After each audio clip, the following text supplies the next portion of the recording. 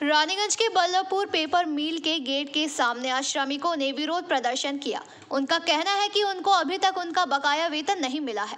इसके साथ ही इन श्रमिकों ने कारखाने को फिर से खोलने की भी मांग की। इस बारे में श्रमिक नेता हेमंत प्रभाकर ने पीबीटीवी के माध्यम से ये बातें कही। নোটিশ হয়েছিল যে তুই কিস্তিতে বেতন দেবে, সেটা কিন্তু কোম্পানি রাখেনি। আবার কোম্পানি বলেছিল যে 16 তারিখে বেতন দেবো।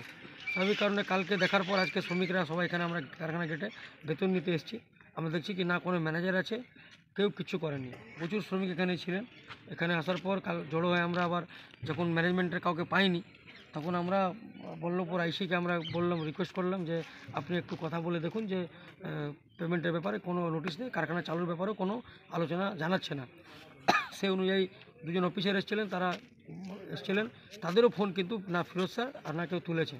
এখন ওরা বলেছেন কি সন্ধ্যা পর্যন্ত আমাদের অপেক্ষা করতে হবে, তারপরে যাতে আমরা কথাবার্তা বলে দেখছি। আমরা কালকে সকালবেলা গেটে আবার আসবো, সমস্ত শ্রমিকরা জড়ো হবো।